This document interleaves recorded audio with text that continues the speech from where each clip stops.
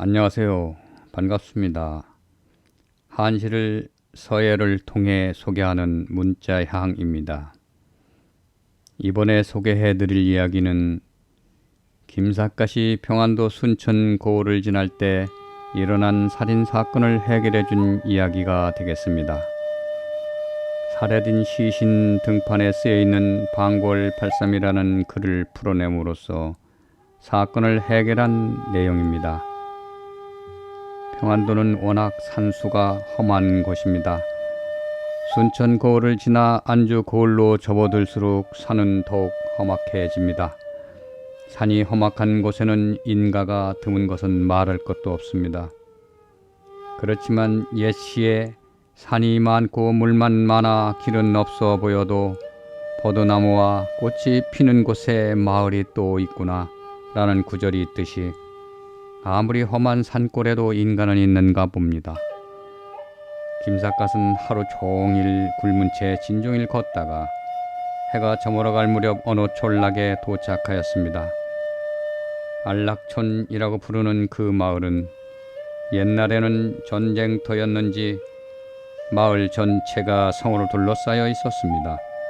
마을 안으로 들어오니 유관을 쓴 노인 한 분이 뒷짐을 지고 먼 산을 바라보며 유유히 걸어오고 있었습니다.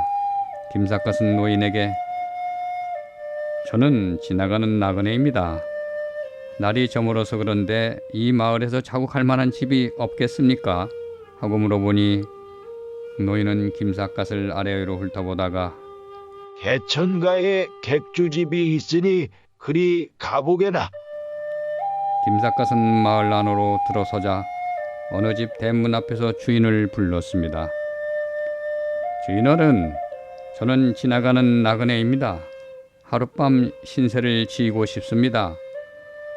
그러자 주인 안악내는 부엌에서 손을 휘휘 내저으며 우리 집에서는 밥을 다 해먹었으니 밥을 얻어 먹고 싶거든 내일 아침에 나와요. 하고 보기 좋게 거절해 버렸습니다.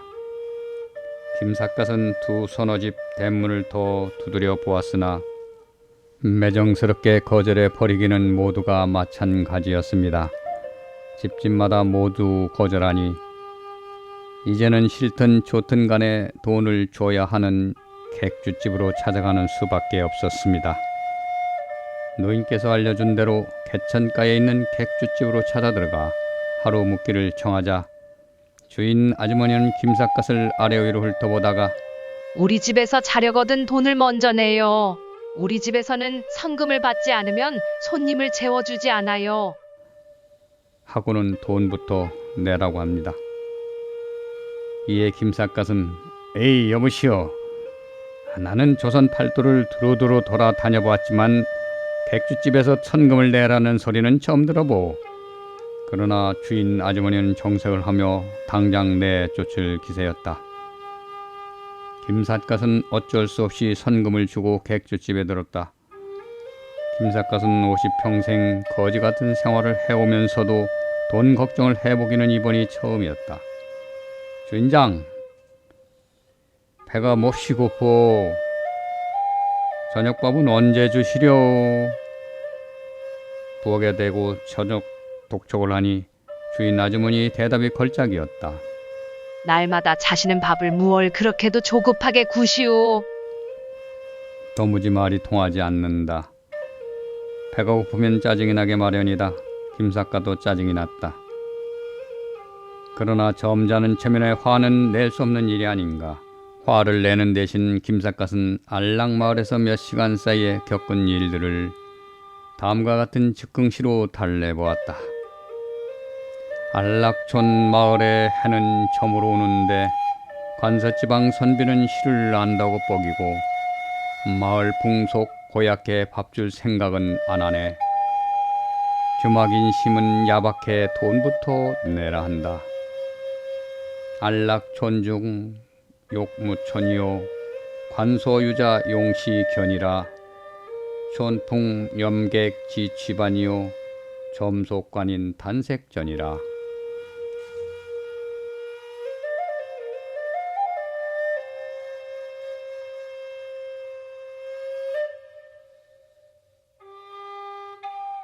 배가 고파 꼬르륵 천둥 소리 요란한데 뚫어진 창 구멍으로 냉기가 서려온다.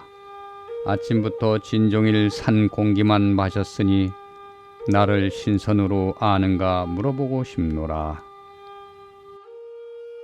허복 예니 빈유성이요 파창 투냉 경무천이라. 조례 이릅 강산기요 시간 인간 피곡선이라. 비어있는 창자를 움켜잡고 굶주림을 달래느라 시를 한술 뽑은 것이다. 이날 밤 저녁상이 들어온 것은 자시가 가까울 무렵이었다.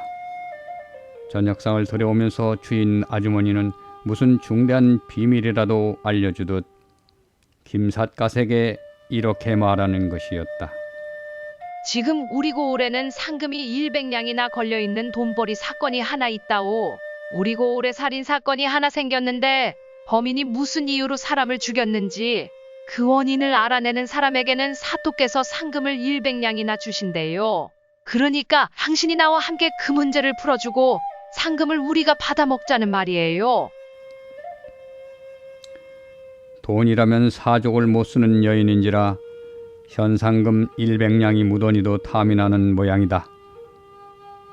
아니, 자네가 풀 수 있는 문제라면 상금을 혼자 타먹을 일이지 왜 나까지 끌어들이려고 하는가? 나로서는 도저히 풀 수 없는 문제예요. 그러니까 문제는 당신이 풀고 상금은 둘이 나눠 먹자는 말이에요. 김삿갓은 애시당초 현상금 같은 데는 안중에도 없었다. 주인장, 도대체 살인사건이 어떤 내용이기에 사또가 현상금까지 내걸고 있다는 말인가? 김삿갓은 정색을 하고 주인 아주머니에게 물어보았다. 주인 아주머니는 질문에 대답할 생각은 안 하고 당신은 그를 잘 알고 계시겠디요? 하고는 엉뚱한 말을 했다. 그리라면 조금 알고 있지. 그 사건을 해결하려면 그를 꼭 알아야만 하는가? 주인 아주머니는 그 대답을 듣고 크게 기뻐하면서 그럼 됐어요. 방문을 읽고 사건의 내용을 자세하게 알아보려면 무엇보다도 그를 알아야 할 게 아니가시오? 아니, 그럼 자네는 사건 내용도 모르면서 현상금을 타먹으려고 했단 말인가? 사건 내용은 몰라도 현상금은 탐이 나거든요. 글은 당신이 잘 아신다니까 문제는 당신이 풀고 상금은 둘이 나눠 먹으면 되잖아요. 김삿갓은 객주집 아주머니에게 이끌려 십리가 넘는 순천 읍내로 향했다. 이윽고 읍내로 들어오니 남대문 바람벽에는 커다란 방문이 붙어 있는데 그 방문 앞에는 갓을 쓴 시골 선비들이 10여 명이나 있었다. 모두가 현상금을 타먹기 위해 몰려온 선비들임은 말할 것도 없었다. 남대문 성벽에 붙어있는 방문 내용은 다음과 같았다. 읍내에서 쌀 장사를 해먹던 김인준이라는 자가 모월 모일에 정체불명의 괴한에게 무참히 살해되었다. 비살자의 등골에 쓰여있는 방 9월 83이라는 글자의 뜻을 꼭 알아야만 하겠는데 아직까지는 그 뜻을 아는 사람이 아무도 없다. 이에 관해서는 대금 100냥의 상금을 걸고 5글자의 뜻을 알아내고자 하는 터이니 강호의 선비의 제현은 이 사건을 원만하게 해결하는데 적극 협조해 주기를 바란다. 5월 5일 순천군수 아무개. 김삿갓은 방문을 뒤풀이하여 읽어보며 자기도 모르게 고개를 내저었다. 자기로서는 도저히 풀 수 없는 문제라고 생각되었기 때문이었다. 방월 83이라는 글자를 아무리 생각해 보아도 말이 되지 않는다. 범인은 사람을 죽인 뒤에 어째서 등골에 방월 83이라는 글을 써놓았을까? 자기 자신의 범죄 행위를 정당화하기 위해 그런 글을 써놓았으리라는 것은 의심할 여지가 없었다. 아무리 생각해도 그 5글자의 뜻을 이해할 수가 없음을 어찌하랴. 다른 선비들도 모르기는 마찬가지인지 아무리 생각해도 도저히 모르겠는걸 하고 중얼거리며 한 사람씩 뿔뿔이 돌아가 버렸다. 이날 저녁 김삿갓은 저녁을 먹고 난 뒤에 방 9월 83이라는 5글자를 백지에 커다랗게 써서 벽에 붙여놓았다. 자꾸만 읽어보고 있노라면 무슨 해답이 떠오를까 싶기 때문이었다. 그러나 아무리 읽어보아도 신통한 생각은 떠오르지 않았다. 주인장, 죽은 사람이 직업이 뭐라고 했지? 죽은 사람은 읍내에서 쌀 장사를 해먹던 사람이라면서요? 쌀 장사가 무슨 잘못을 했기에 비참한 죽임을 당했을까? 그 사람이 죽게 된 원인을 내가 내일 읍내에 들어가 염탐을 좀 해봐야겠군. 다음 날 김삿갓은 혼자 남대문을 찾았다. 이날도 상금을 타 먹으려고 몇몇 선비들이 방문을 열심히 보고 있었다. 김삿갓은 방문을 여러 번 읽어보고는 옆에 있는 선비에게 이렇게 물어보았다. 선비 양반, 방문을 보면 피살자의 등골에 방골 83이라는 글자가 쓰여 있다고 하는데 혹시 그 글자들은 잘못 쓴 글자가 아닐까요? 선비가 대답한다. 방구월 83이라는 글자는 암만 해도 말이 되지 않아요. 나도 노영과 같은 의심이 들어 시체를 직접 검사해 보았다오. 그래요? 노영은 시체를 직접 보셨던가요? 그러면 피살자의 시체는 지금 어디 있습니까? 보고 싶거든 대문 안에 들어가 보시구려. 시체가 그늘진 곳에 거적으로 덮여 있을 것이오. 문 안으로 들어와 보니 과연 시체는 그늘진 곳에 거적으로 덮여 있고 그 옆에는 사람을 때려 죽인 몽둥이까지 놓여 있었다. 거적을 들어보니 시체의 등골에는 방골 83이라는 글자가 선명하게 쓰여 있었다. 그리고 그 옆에는 방골 83이 무슨 뜻인지 알고 싶은 사람이 있거든 이 몽둥이를 이용해 풀어오시오 라고 쓴 종이 쪽지가 하나 놓여 있었다. 뭐? 이 몽둥이를 이용해 풀어보라고? 김삿갓은 점점 미궁 속으로 빠져 들어가는 자신을 느끼며 아무리 생각해 보아도 알 길이 없었다. 그리하여 피살자가 경영하던 쌀 가게를 찾아가 동네 사람들을 만나보았다. 김인준이라는 사람이 평소에 누구에게 원한을 산 일은 없는가요? 글쎄요, 우리가 그런 것까지 알 수 있나요? 겉으로 보기에는 무척 양순한 사람이었지요. 그러나 장사에 너무도 야박하다는 비난만은 들어왔지요. 장사에 야박했다는 말은 무슨 뜻입니까? 똑같은 한 마를 사와도 다른 가게에서 사오면 대박이 넉넉한데 김인준네 가게에서 사오면 언제든지 대가 부족했다는 말이요. 그런 줄 알면 다른 쌀 가게에서 사면 될 게 아니오. 다른 가게는 외상을 주지 않지만 김인준네 가게에서는 외상을 얼마든지 잘 주었거든요. 우리 마을 사람들은 모두가 가난하기 때문에 김인준네 가게는 대가 부족한 줄 알면서도 어쩔 수 없이 그 집에서 외상세를 갖다 먹었다오. 그게 바로 가난한 사람들의 비애지요.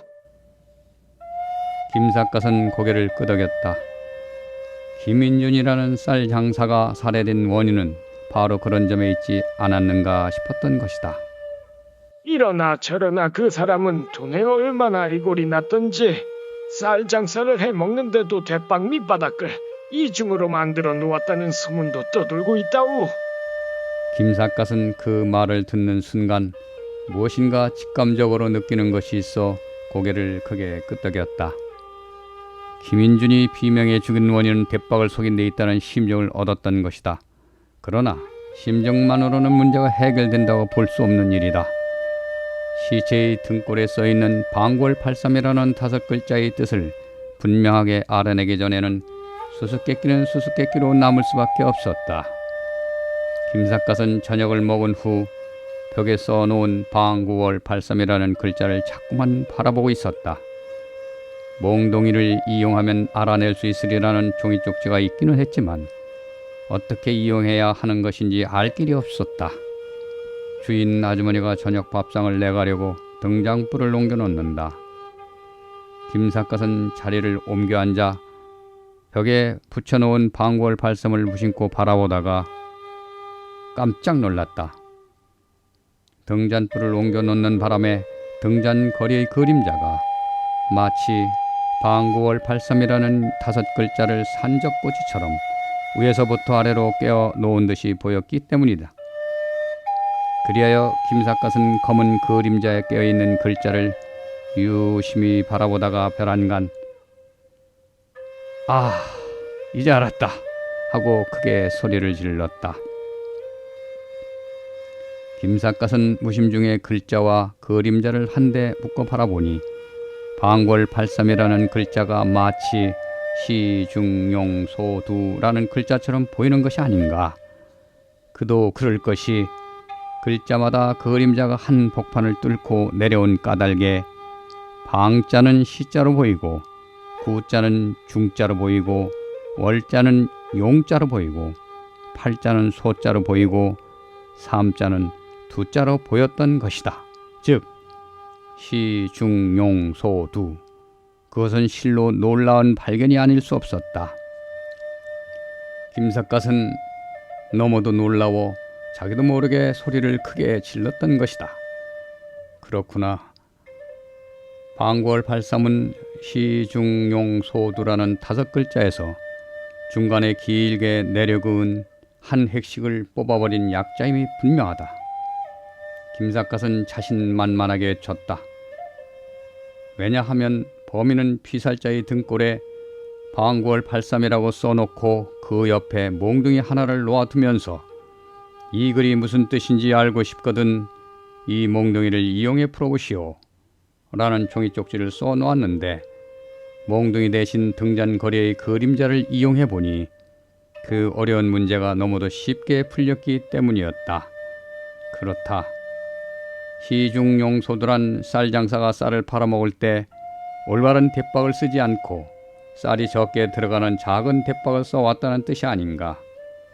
어쨌든 등잔거리 그림자 덕택에 방골 83이 시중용소두의 약자임을 알게 된 것은 커다란 발견이 아닐 수 없었다. 어쩌면 그것은 우연한 발견인지도 모른다. 그러나 김삿갓은 그것을 우연이었다고 생각하고 싶지 않았다. 왜냐하면 법화경에 여시인, 여시연, 여시과, 여시보, 이러한 원인으로 이러한 인연이 생겨 이러한 결과를 낳음으로써 이러한 보복을 받게 된다 라는 말이 나오는데 쌀장사 김인준의 등골에 누가 시중용소두라고 써놓은 것은 그가 생전에 저지른 죄악에 대한 당연한 천벌이라고 생각되었기 때문이었다. 다음 날 김삿갓은 주인 아주머니와 함께 읍내로 들어가 사또에게 자세히 설명하고 그 증거로 조작된 대박과 함께 내밀고 사또의 고민을 말끔히 해결해 주었다. 김삿갓은 사또에게 현상금을 건네받아 주막 아주머니에게 모두 건네주며 그간의 신세를 갚았다. 시청해 주셔서 대단히 감사합니다.